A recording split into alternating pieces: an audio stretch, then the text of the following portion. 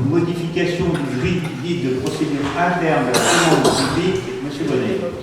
Donc, lors du conseil municipal du 10 avril 2019, nous avions, rappelez-vous, voté le guide de procédure interne de la commande publique, et à cet instant, donc, il fallait faire valider, évidemment, comme toute délibération par la préfecture. La préfecture, en date du 21 juin, nous a fait un retour et nous a fait des observations qu'il nous faut donc apporter dans ce document. Et ces observations sont les suivantes, elles sont listées en dessous. Je ne vais pas vous les relire parce que vous avez lu très attentivement. Il suffit donc de modifier ce règlement, ce guide de la procédure interne de la commande publique en l'état des recommandations de la préfecture et donc de prendre acte du nouveau règlement intérieur, vous avez nommé guide de procédure interne de la commande publique version 3 et donc qui a été versé en annexe. Des oppositions, des abstentions. Je vous remercie. Nous serons sûrement amenés à prendre assez rapidement, enfin, dans un conseil qui vient, une décision sur le même truc que la commande publique, parce que visiblement l'État veut simplifier la commande publique et est en train de bouger les seuils pour permettre plus facilement aux entreprises et artisans locaux de répondre. Nous serons à l'affût, parce que l'idée me paraît intéressante économiquement.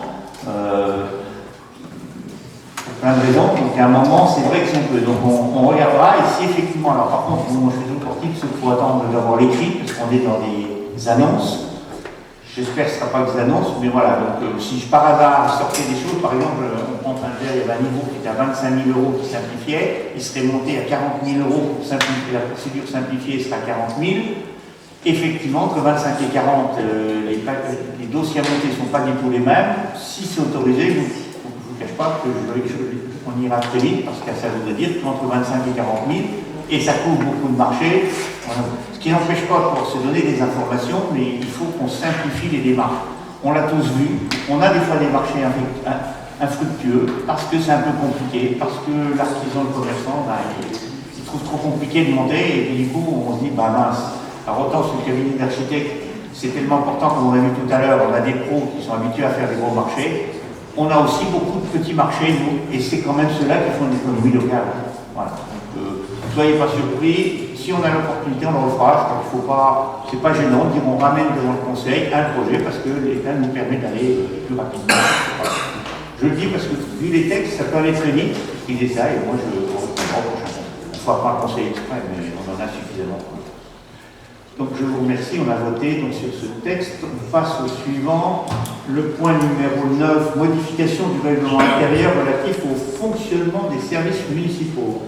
Donc ce règlement intérieur que nous voyons revenir régulièrement dans nos conseils municipaux, qui est un règlement vivant évidemment, qui est modifié régulièrement au fur et à mesure du changement de rythme de la municipalité. Et là il s'agit d'apporter deux modifications. La première qui concerne le chapitre de l'organisation du temps de travail, notamment au niveau des heures supplémentaires et heures complémentaires, sont désormais éligibles tous les cadres d'emploi de catégorie C, donc temps plein, mais également juste en dessous temps partiel et non complet, donc sont éligibles à rémunération des heures supplémentaires. Donc c'est un ajout que l'on fait donc, dans ce règlement intérieur. Également, un deuxième ajout, il s'agit du chapitre 5 au niveau des dispositions relatives aux conditions de travail. Et là, le service RH a fait un excellent travail au sujet de la procédure de maintien dans l'emploi. Donc la procédure de maintien dans l'emploi qui a été glissée en annexe également, que vous avez bien sûr lu très attentivement, et qui s'applique à la suite d'une prescription de réserve et d'une inaptitude par le médecin de prévention suite à une consultation médicale, donc à la demande de l'agent, de l'assistant de prévention, mais également à la demande de l'employeur, donc pour un retour à l'emploi. Et donc plusieurs particularités peuvent se mettre en place. Donc si l'agent était apte à exercer toutes ses fonctions avec des réserves, apte avec des réserves mais la collectivité dans l'impossibilité de proposer un aménagement de poste, si l'agent est inapte définitivement ou si l'agent désire reprendre son activité professionnelle suite à une longue absence. Donc il y a toute une procédure d'accompagnement dans le maintien d'emploi et d'accompagnement des agents. Et donc ça a été rajouté et proposé en comité technique et validé donc, par des représentants personnels. Et donc c'est ajusté en annexe du règlement intérieur. Des questions? Et l'abstention? Oui. Donc, je viens en commission, nous on avait suivi l'avis, entre autres, du représentant du personnel qui avait voté contre pour différentes raisons. C'est pas celui-là. Celui qu'ils ont voté contre, on ne le présente pas. Ah, d'accord. Là, c'est celui qui a été voté par tout le monde. Voilà. Non, voilà, parce que je ne veux pas. Non, là, on vous trace Il a été voté à l'unanimité par le Parlement. Il avait été voté. Parce que, bon, alors c'est vrai que je vais compléter un peu, sans rentrer dans le détail, mais la procédure de maintien dans l'emploi, c'est important pour les clés, parce que c'est de plus en plus fort, c'est très compliqué. Et là, la procédure de maintien dans l'emploi, c'est pas, je le dis bien, c'est à la demande de l'agent, mais c'est quand médicalement, on nécessite un changement d'emploi. C'est pas, j'ai plus envie d'être dans mon job, j'en veux un autre. Parce que ça, c'est pas du maintien en place, ça c'est de la mutation professionnelle, ça s'appelle comment? On est bien dans le volet maintien et travail avec le temps d'échange qu'on a eu, c'était jusqu'où on peut donner des informations très personnelles sur la situation médicale de l'agent à partager ou non et avec qui, parce qu'on atteint très vite la liberté individuelle. Donc on a discuté, on a trouvé des modalités qui permettent à ce que tous les agents, c'est là qu'on a discuté, de façon à ce que les agents puissent avoir des infos, mais sans rentrer dans les infos confidentielles sur X agents concernés, sauf si X agent concerné veut donner à son collègue les infos. Parce que vous savez, c'est peut-être la loi des respects des données qui est compliqué, mais il y a aussi des individus. Donc, le maintien dans l'emploi, c'est ça. Sujet sensible, mais qui est particulièrement important, je trouve, y compris nous dans les grosses collectivités, parce que je crois qu'à un moment, quand on parle d'inaptitude, il faut qu'on essaie de voir une aptitude sur un poste, sur la totalité, quelle place on a à faire, une personne est a priori des chances d'être réemployable, mais c'est pas facile. Donc voilà, et moi je félicite, il a dit Cyril, je peux féliciter le service RH qui a fait un travail de fond avec les agents du personnel pour essayer d'y voir tous les cas. Et c'est des documents qui sont faits pour vivre, et c'est un peu ça, je pense, qui a attiré l'intérêt de ça, c'est faisons-les. Alors on n'en a pas des dizaines, j'ai envie de dire, c'est 3 classes par an, soyons très balistes, mais celle-là, c'est des dossiers très compliqués, humainement. Donc voilà. C'est là-dessus. Il y avait validité de la totalité des personnes. Oui, c'est un document qui a été particulièrement apprécié par les représentants du personnel en CT. Voilà. Donc voté à l'unanimité. Alors, je pense qu'on a voté. Hein. Non, on n'a pas fait le vote, on va discuter. Alors, des oppositions, des abstentions, je vous remercie. Point numéro 10, modification du tableau des effectifs du personnel communal.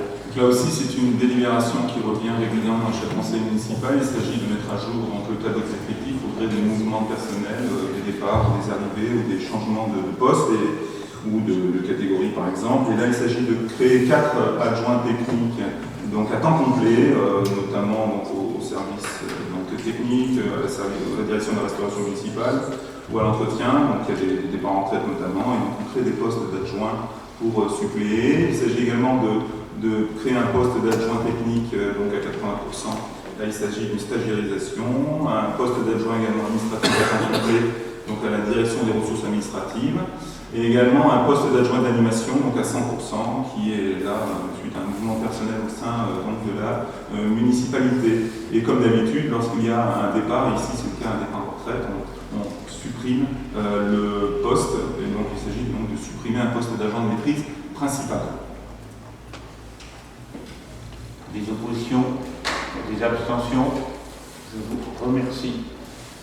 Délibération 11, fixation des taux de promotion concernant les possibilités d'avancement de grade, décision qu'on est amené à prendre tous les ans. On prend cette délibération tous les ans, et il appartient à chaque assemblée délibérante donc, de fixer, après avis du comité technique, donc a été fait le taux permettant de déterminer à partir du nombre d'agents promovables qui remplissent les conditions pour être nommés au grade considéré, le nombre maximum de fonctionnaires pour être promus à ce grade. Il s'agit de promotion, donc d'avancement de grade interne.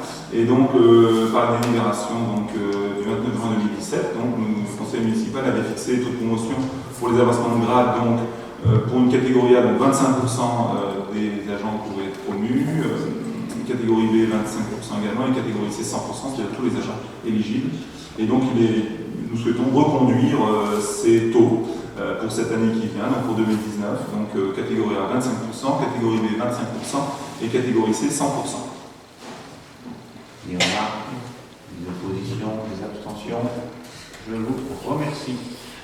Point numéro 12, projet de vente d'un pavillon d'objectif social par l'office public HLM de l'Allier Habitat à son locataire actuel, comme nous sommes dans le cadre du logement social, un peu dans la solidarité, quelques mots sur ce dossier.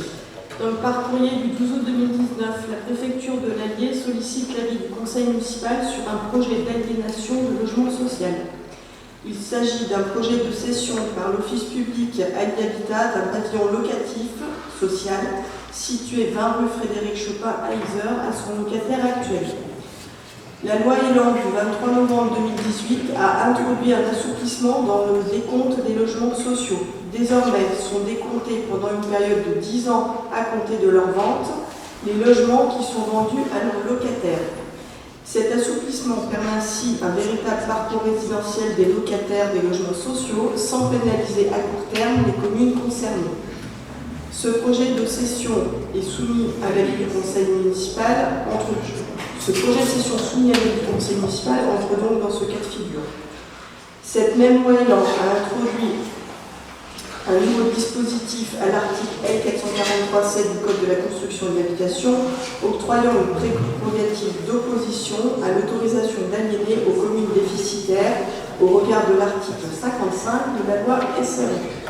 Au vu d'ensemble de ces éléments, la Commission administration générale et finances propose au Conseil municipal d'émettre un avis favorable pour la vente de ce logement locatif social à son propriétaire par Allier Habitat.